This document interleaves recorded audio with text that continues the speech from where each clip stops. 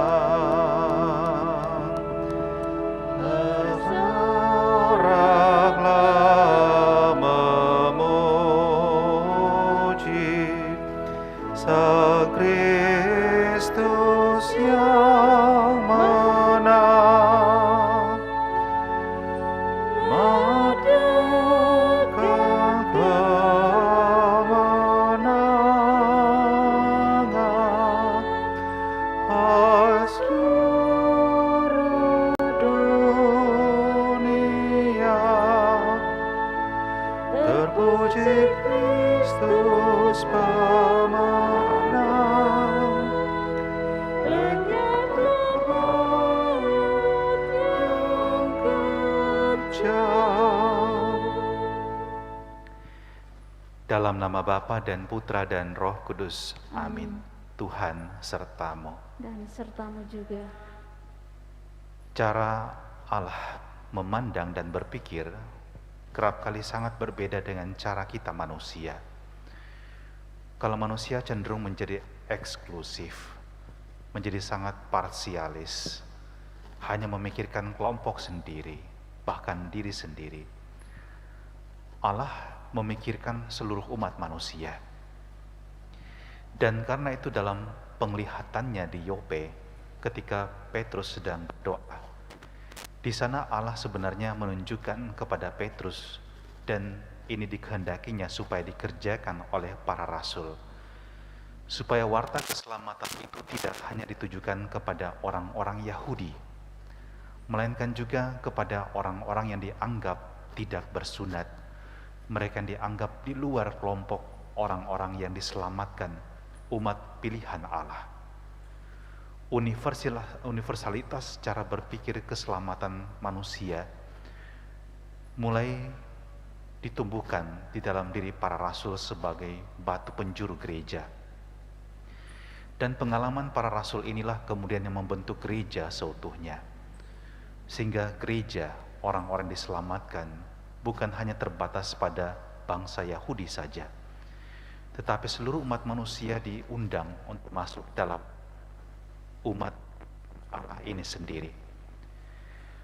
Maka kita juga berenung dan berpikir, bagaimana saya bersikap dalam kehidupan saya setiap hari. Apakah saya kadang-kadang menjadi orang yang picik hati, sempit dalam berpikir, hanya memikirkan bahwa saya dan kelompok saya lah yang akan diselamatkan? Atau kita terbuka melihat bahwa ada begitu banyak kebaikan Allah ditunjukkan juga semua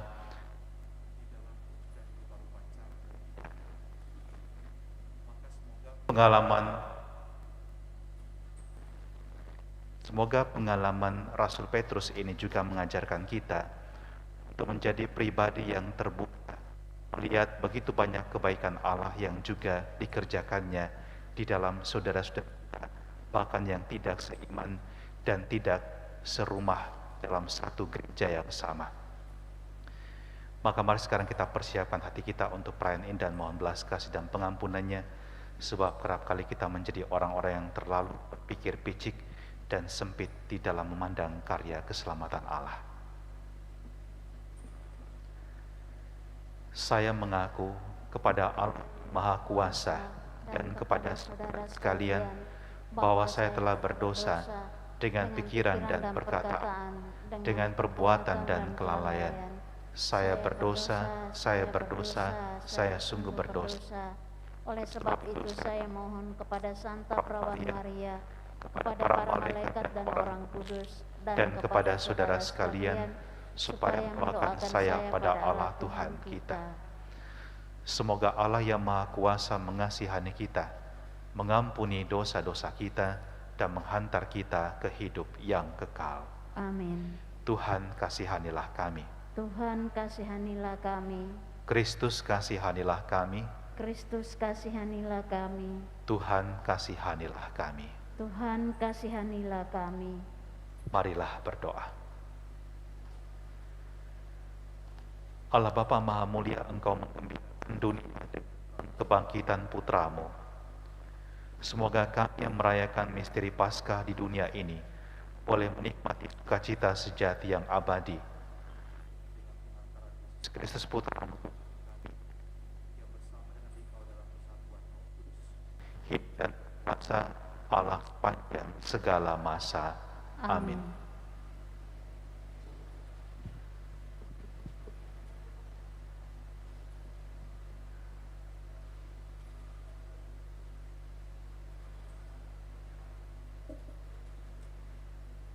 Bacaan dari Kisah Para Rasul. Rasul-rasul dan saudara-saudara di Yudea mendengar bahwa bangsa-bangsa lain juga menerima firman Allah. Ketika Petrus tiba di Yerusalem, orang-orang dari golongan bersunat berselisih pendapat dengan dia. Kata mereka, "Engkau telah masuk ke rumah orang-orang yang tidak bersunat dan makan bersama-sama dengan mereka." Tetapi Petrus menjelaskan segala sesuatu berturut-turut, katanya, "Ketika aku sedang berdoa di kota Yope, tiba-tiba rohku diliputi kuasa ilahi, dan aku melihat suatu penglihatan. Suatu benda berbentuk kain lebar yang bergantung pada keempat sudutnya, diturunkan dari langit sampai di depanku. Aku menatapnya, dan di dalamnya aku lihat segala jenis binatang berkaki empat, binatang liar, binatang melata, dan burung-burung. Lalu aku mendengar suara berkata kepadaku, 'Bangunlah hai Petrus, sembelihlah dan makanlah.' Tetapi aku berkata, 'Tidak, Tuhan, tidak. Belum pernah sesuatu yang haram dan tidak tahir masuk ke dalam mulutku.'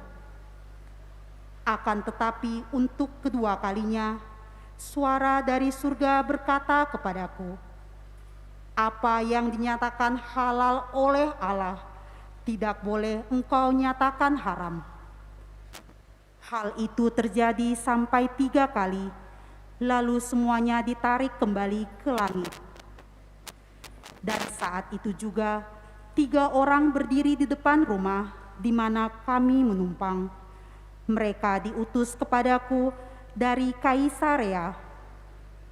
Lalu kata Roh kepadaku, 'Pergilah bersama mereka dengan tidak bimbang.'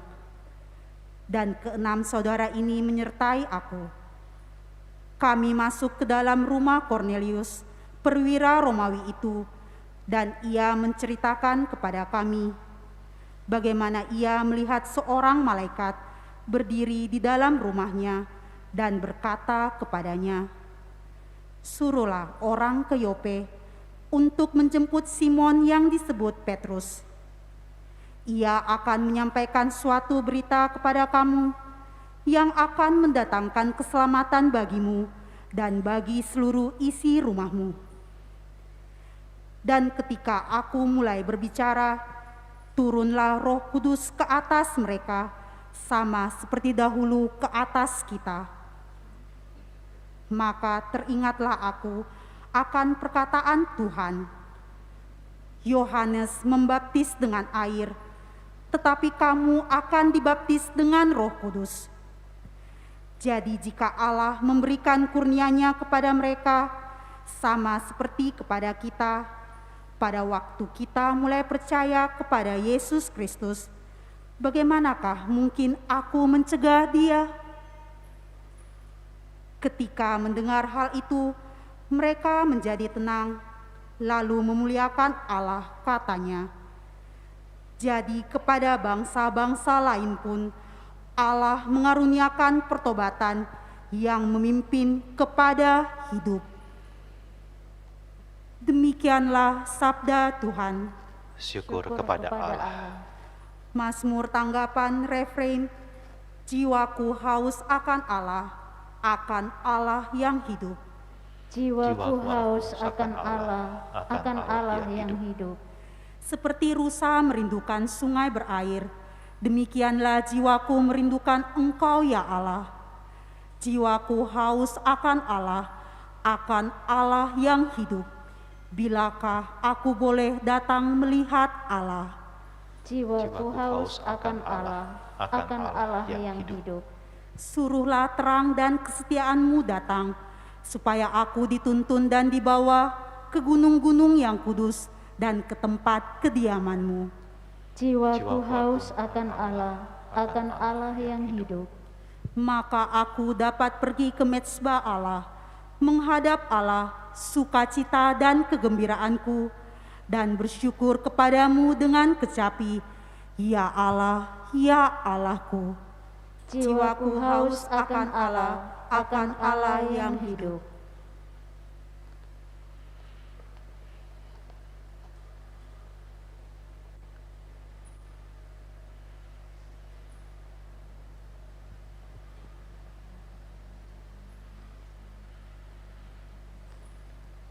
Haleluya, haleluya.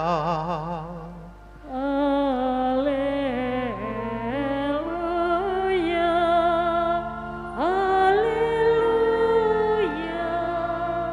Akulah gembala yang baik, sabda Tuhan. Aku mengenal domba-dombaku, dan domba-dombaku mengenal aku. Haleluya, haleluya. Tuhan sertamu Dan sertamu juga. Inilah Injil Yesus Kristus menurut Santo Yohanes. Dimuliakanlah Tuhan. Sekali peristiwa Yesus berkata kepada orang-orang Farisi, "Akulah gembala yang baik.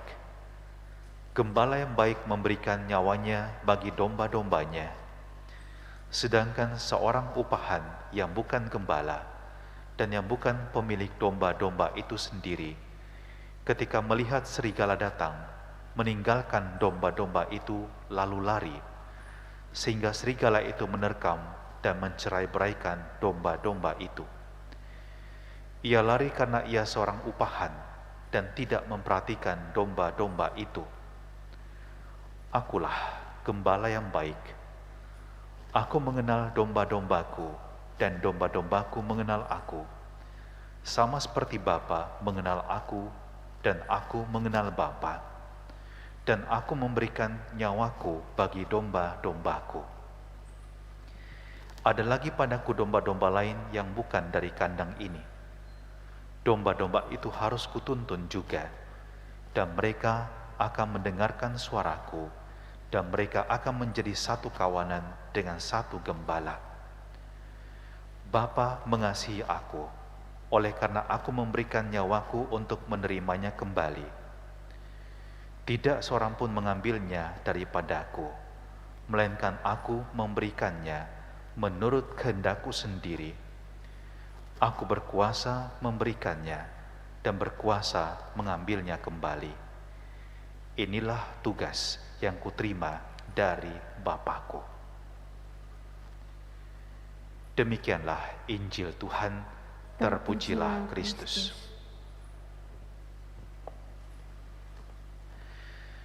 Saudara-saudara yang terkasih, kalau kita membaca seluruh Injil Yohanes di pasal 10, kita akan mendapatkan gambaran yang utuh dan menyeluruh mengenai gambaran gembala yang baik. Yang kita dengarkan adalah tadi bagian ayat 11 sampai 18.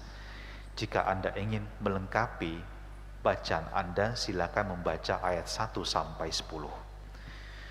Saya ingin mengajak kita untuk merenungkannya sebagai satu keseluruhan karena kemarin kita sudah mendengarkan bacaan ini. Yesus menempatkan diri sebagai gembala yang baik dan dia membandingkan dirinya dengan seorang upahan. Perbedaan antara pemilik dengan orang yang diupah adalah pertama, relasi pribadi dengan domba-domba. Seorang gembala yang merasa memiliki, dia akan menjaga dengan baik, dia akan memelihara dengan baik, dia akan menuntun ke tempat yang berumput hijau untuk diberikan makanan. Pokoknya dia akan mengupayakan yang terbaik untuk domba-dombanya. Sedangkan seorang upahan, dia tidak punya relasi pribadi dengan domba-domba tersebut. Dia bekerja hanya untuk mendapatkan upah. Dan apa yang menjadi kekurangan dalam relasi di mana orang tidak saling memiliki, yang ada adalah formalitas. Saya bekerja, yang penting saya dapat upah. Apa yang terjadi pada domba, itu bukan persoalan yang utama. Sehingga kalau kita juga membawa dalam kehidupan kita sehari-hari, ketika saya membangun relasi dengan Tuhan, atau saya membangun relasi dengan sesama, apakah itu ditandai dengan perasaan memiliki yang dalam? Atau itu hanya persoalan formalitas saja? Dengan Tuhan, formalitas. Yang penting saya masih berdoa, yang penting saya masih ke gereja, yang penting saya masih baca kitab suci. Tetapi relasi seperti ini akan kering.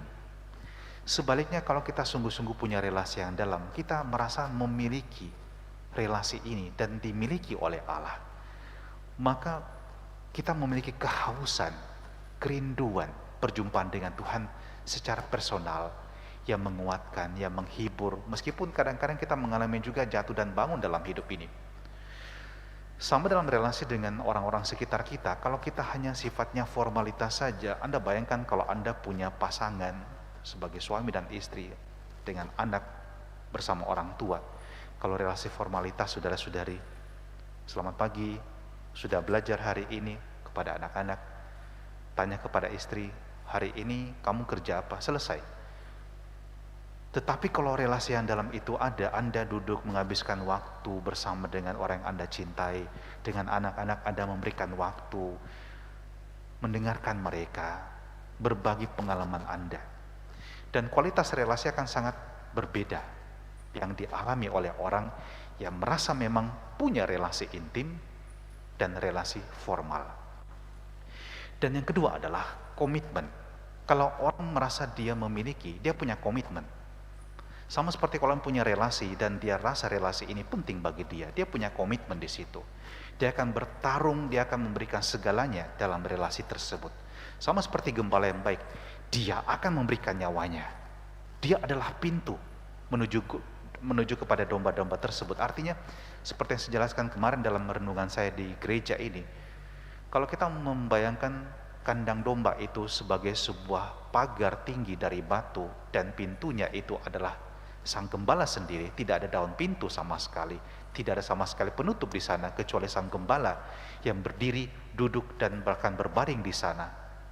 Anda bisa membayangkan, hanya seorang gembala yang punya komitmen, yang mau di situ sepanjang waktu dan mau mempertaruhkan nyawanya berhadapan dengan serigala, berhadapan dengan pencuri, perampok. Dia siap untuk mati karena tanggung jawab, komitmen dia. Tetapi kalau orang tidak punya komitmen, datang bahaya, dia pasti lari. Sama seperti kalau orang membangun relasi, ada benturan, ada masalah. Kalau orang tidak punya komitmen yang kuat, dia akan cepat menyerah. Maka mari kita menjadikan sebenarnya karakter seorang gembala ini menjadi bagian hidup kita. Jadilah gembala yang baik di dalam kehidupan Anda. Mungkin bukan seorang yang sempurna, tapi orang yang belajar untuk punya komitmen, tanggung jawab, jatuh dan bangun, dan mencintai sungguh-sungguh apa yang Tuhan telah percayakan kepada kita dalam kehidupan ini. Amin.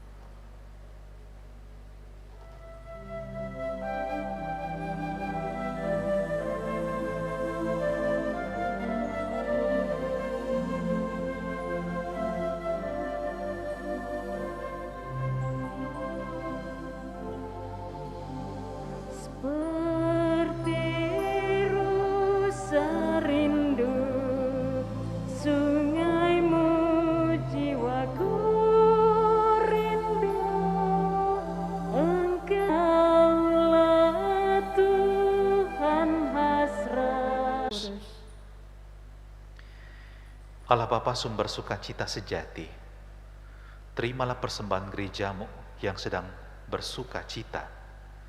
Semoga persembahan ini membuahkan sukacita abadi bagi kami dengan pengantaran Kristus Tuhan kami. Amin. Tuhan sertamu. Dan sertamu juga. Marilah mengarahkan hati kepada Tuhan. Sudah kami arahkan. Marilah bersyukur kepada Tuhan Allah kita. Sudah layak dan sepantasnya. Sungguh layak dan sepantasnya ya Bapa kami memuji Dikau senantiasa.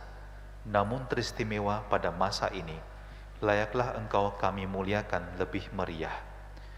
Sebab Kristus anak domba Paskah kami sudah dikorbankan dan kini bangkit dengan jaya. Dengan mempersembahkan tubuhnya di kayu salib yang menggenapi kurban-kurban perjanjian lama. Dan ketika menyerahkan diri kepadamu demi keselamatan kami, ia bertindak serentak sebagai imam, altar, dan kurban. Dari sebab itu, di seluruh muka bumi umatmu bersukaria merayakan kegembiraan Paskah bersama segenap penghuni surga dan para malaikat yang bermadah memuliakan seru. Kudus, kudus, kuduslah Tuhan, Allah segala kuasa, surga dan bumi penuh kemuliaan-Mu. Terpujilah Engkau di surga, diberkatilah yang datang dalam nama Tuhan, terpujilah Engkau di surga. Darah perjanjian baru dan kekal, yang ditumpahkan bagimu dan bagi semua orang demi pengampunan dosa. Lakukanlah ini untuk Yesus. Kepada semua yang telah melayani kita dalam perayaan ini, pemimpin lagu, organis dan juga lektor sekaligus misdiner, dan mereka yang berada di audiovisual, Tuhan berkati kita semua. Tuhan memberkati dan kita mohon berkat-Nya untuk malam hari ini dan juga rencana kita di hari-hari mendatang. Tuhan sertamu. Dan sertamu juga. Semoga kita sekalian